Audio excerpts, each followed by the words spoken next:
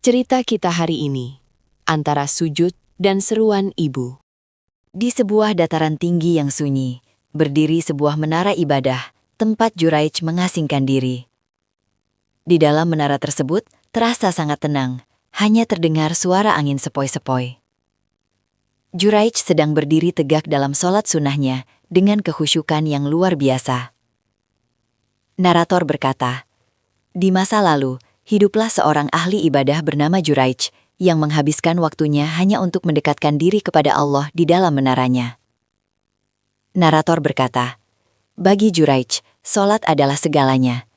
Namun ujian besar akan segera menghampiri keteguhan hatinya. Seorang ibu tua berjalan perlahan menuju menara tersebut. Ia membawa harapan untuk bisa bertemu dan berbicara dengan putranya yang sudah lama tidak ia jumpai. Setibanya di bawah menara, ia mendongak dan memanggil nama anaknya dengan suara yang penuh kerinduan. Ibu Juraij berkata, "Wahai Juraij, ini ibumu. Datanglah ke sini." Juraij berkata, "Ya Tuhanku, sholatku atau ibuku, manakah yang harus aku dahulukan?" Panggilan ibu itu tidak hanya sekali. Ia terus memanggil hingga 3 hari berturut-turut. Namun, setiap kali itu pula, Juraij sedang dalam sholatnya. Ketidaktahuan Juraij akan prioritas hukum membuatnya tetap memilih sholat sunnahnya. Menganggap ibadah kepada Allah harus selalu diutamakan tanpa menyadari kewajiban pada orang tua. Ibu Juraij berkata, "Juraij, anakku, mengapa engkau tidak menjawab panggilan ibumu yang sudah tua ini?"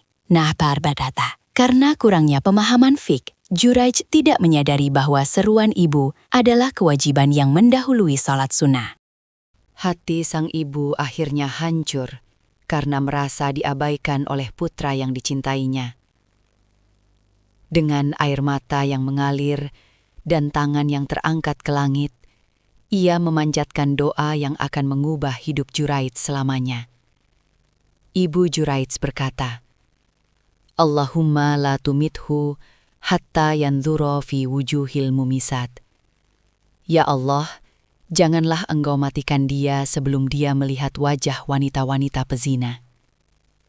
Narator berkata, ini adalah peringatan dari Rasulullah SAW dalam hadis riwayat Bukhari dan Muslim bahwa doa orang tua yang terzolimi akan dikabulkan. Di sebuah kota, seorang wanita pezina yang sombong mendengar tentang kesalehan Juraij dan berniat menjatuhkannya. Ia mencoba menggoda Juraij di menaranya, namun gagal total. Karena marah, wanita itu kemudian berselingkuh dengan seorang pengembala kambing hingga hamil dan melahirkan seorang anak. Wanita pezina berkata, "Betapa sombongnya ahli ibadah ini. Jika dia tidak mau padaku, maka aku akan menghancurkan namanya." Narator berkata, wanita itu kemudian mendatangi seorang gemala dan merencanakan fitnah keji untuk menuduh Juraij sebagai ayah dari anaknya. Beberapa waktu kemudian, wanita itu menggendong bayinya di depan halayak ramai dan menunjuk menara Juraij sebagai pelakunya. Masyarakat yang marah segera mendatangi menara, menarik Juraij keluar, dan menghancurkan bangunan suci tersebut dengan kapak dan batu. Masyarakat berkata, "Keluar kau ahli ibadah palsu. Engkau telah melakukan perbuatan nista dan mengkhianati Tuhanmu." Juraij berkata, "Mengapa kalian melakukan ini? Biarkanlah aku melakukan sholat 2 rakaat terlebih dahulu sebelum kalian menghakimiku." Setelah sholat, Juraij mendekati bayi tersebut di hadapan seluruh penduduk desa.